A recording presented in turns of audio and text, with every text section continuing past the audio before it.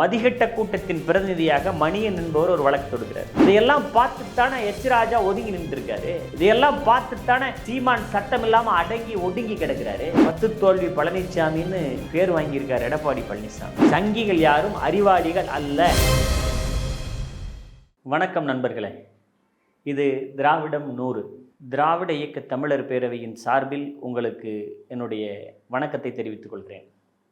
நண்பர்களே, இந்த போர்க்கால சூழல் என்று சொல்வதை விட இந்த போர்க்கால சூழலில் ஒரு அரசாங்கம் எப்படி நடந்து கொள்ள வேண்டும், தன்னுடைய மக்களை எப்படி காப்பாற்ற வேண்டும் என்பதற்கு ஆதாரமாக அடிப்படையாக நம்முடைய திராவிட மாடல் முதலமைச்சர் அண்ணன் தளபதி அவர்களுடைய உத்தரவின் பேரில் எல்லை பகுதியில் படித்து கொண்டிருந்த மாணவர்களை ஒவ்வொருவரையும் தனித்தனியாக காப்பாற்றி பாதுகாத்து டெல்லி தமிழ்நாடு இல்லத்தில் கூட்டி வந்து அவர்களுக்கான உணவு தங்குமிடம் எல்லா ஏற்பாடுகளும் செய்து மிகவும் பாதுகாப்பாக இங்கே அனுப்பி வச்சிருக்காங்க. இன்று சென்னை விமான நிலையத்தில் அந்த குழந்தைகள் இறங்கி தமிழ்நாடு அரசாங்கத்துக்கு நன்றி அப்படின்னு சொல்லும்போது பார்த்தீங்கன்னா உண்மையாகவே உள்ளம் மகிழ்ச்சி அடைகிறது. மக்களை பாதுகாக்கின்ற மாண்புமிகு இந்த அரசாங்கத்தின் மீது ஒரு மதிகெட்ட கூட்டம், அந்த மதிகெட்ட கூட்டத்தின் பிரதிநிதியாக மணியன் என்பவர் ஒரு வழக்கு தொடுக்கிறார் உச்சநீதிமன்றத்தில். அவர் தொடுத்த வழக்கு என்னன்னு பார்த்தீங்கன்னா, நான் டெல்லியில் ரொம்ப நாளாக இருக்கிறேன், எனக்கு இங்கே வந்து இந்தி பேச முடியல, இந்த 3வது மொழியை நான் படிக்க முடியல. படிக்க முடியாத 3வது மொழிக்கு காரணம் தமிழ்நாடு அரசாங்கம் தான். தமிழ்நாடு அரசாங்கத்தை இந்தியா அரசாங்கத்தினுடைய புதிய கல்விக் கொள்கையை வந்து ஏற்றுக்கங்க என்று சொல்லி உத்தரவு போடணும். நீங்கள் போடுகின்ற உத்தரவின் மூலமாக எங்களுடைய குழந்தைகள் அதிகமாக படிப்பாங்க இப்படிங்கிற மாதிரி ஒரு தவறான, இன்னும் சொல்லப்போனால் படித்தவனெல்லாம் அறிவாளி இல்லை என்பதற்கு உதாரணமாக மணியன் என்பவர் ஒரு வழக்கு தொடுக்கிறார். அவர் வழக்கு தொடுத்த போதே கரு நாகராஜன் என்று சொல்லக்கூடிய பாரதிய ஜனதா கட்சியினுடைய ஒரு மாநில பொறுப்பாளர், யாரை கேட்டியா வழக்கு தொடர்ந்த, கமெண்ட் இருக்க மாட்டியா, உனக்கு இது தேவையா, நீ போடுற வழக்கின் மூலமாக திராவிட மாடல் அரசு நல்லது, திராவிட மாடல் அரசு சரியானது அப்படின்னு சொல்லி உச்சநீதிமன்றம் சொல்ல போகுது.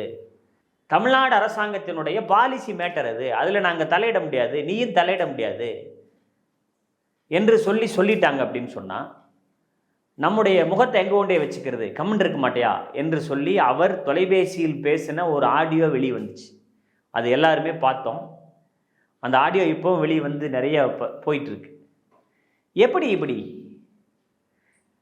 பாரதிய ஜனதா கட்சியில் அறிவாளிகள் இருக்க முடியாது அப்படிங்கிறதுக்கு உதாரணமாக இது. மணியனுடைய கேள்வி என்ன, டெல்லியில் போய் நான் ஹிந்தி பேச முடியல, அதற்கு இங்கே இருக்கிற மாணவர்களெல்லாம் ஹிந்தி படிக்க சொல்லுங்கள். என்ன திரு மணியன் அவர்களே, உங்களுக்கு எதுவுமே கிடையாதா? இப்படி தான் இருப்பீங்களா? சரி நீங்கள் அப்படி தான் இருப்பீங்க. என்ன அப்படி இருக்கிறதுனால தான் நீங்கள் அங்கே இருக்கீங்க.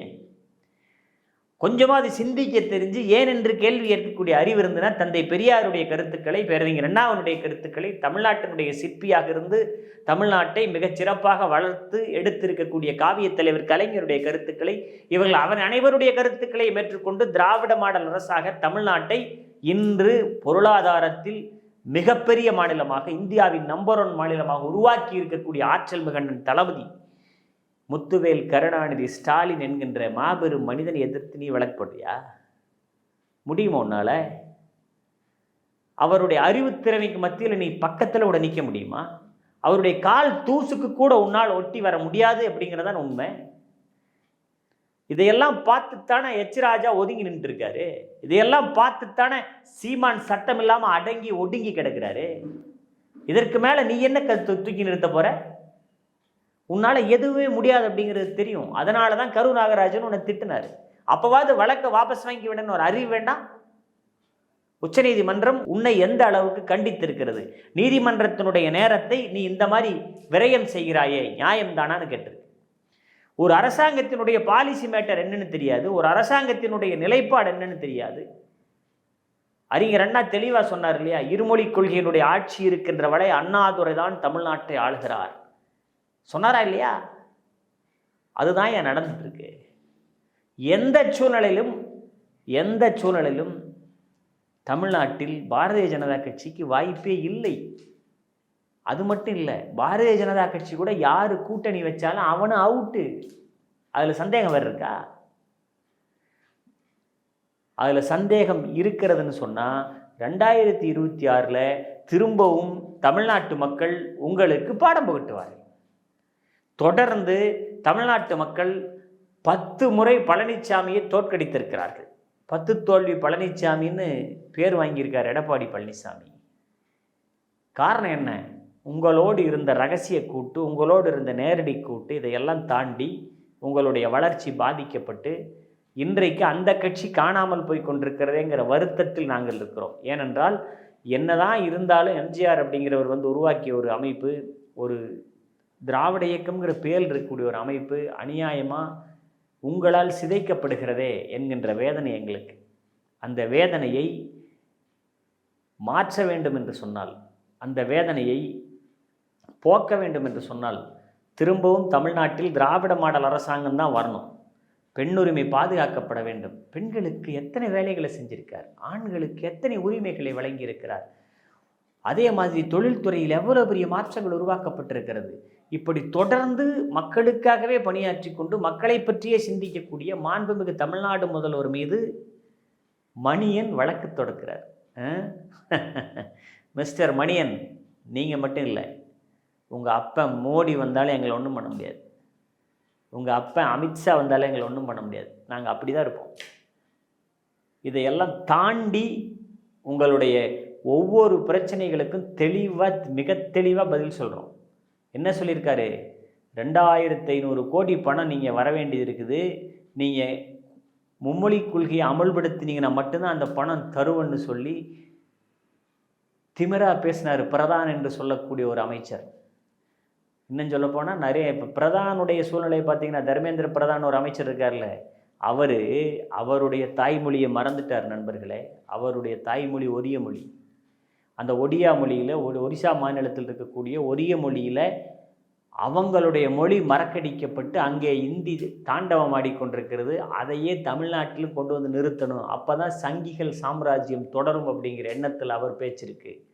ஆனால் இதையெல்லாம் தாண்டி நம்ம தர்மேந்திர பிரதானாக இருந்தாலும் சரி, நம்ம நரேந்திர மோடியாக இருந்தாலும் சரி, அமித்ஷாவாக இருந்தாலும் சரி, யாராக இருந்தாலும் சரி, எங்களுடைய மொழி கொள்கை என்பது இதுதான். இதை தாண்டி இப்படி செய்ய அப்படின்னு சொன்னால் நீ 2500 கோடி இல்லை 10 லட்சம் கோடி கொடுத்தீனாலும் எங்களுடைய திட்டத்தில் எந்த மாற்றமும் இருக்காது, நீ பணத்தை பிடிச்சி வச்சுக்க பார்த்துக்கிறேன்னு சொல்லிட்டு உச்சநீதிமன்றத்தில் பதில் சொல்லி இருக்கக்கூடிய திராவிட மாடல் அரசு இப்போ என்ன ஆச்சு தெரியுமா?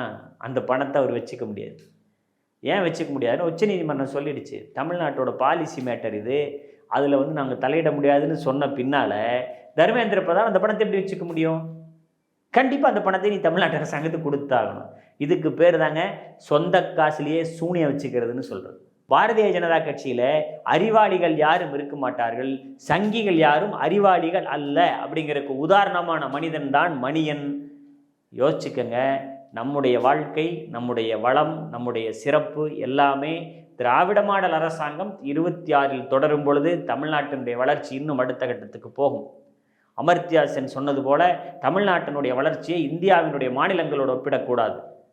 ஐரோப்பிய நாடுகளினுடைய வளர்ச்சியோடு ஒப்பிடும் பொழுதுதான் தமிழ்நாட்டினுடைய வளர்ச்சி மிக சிறப்பாக அடையாளப்படுத்தப்படும். தமிழ்நாடு போராடும், தமிழ்நாடு வெல்லும். நன்றி.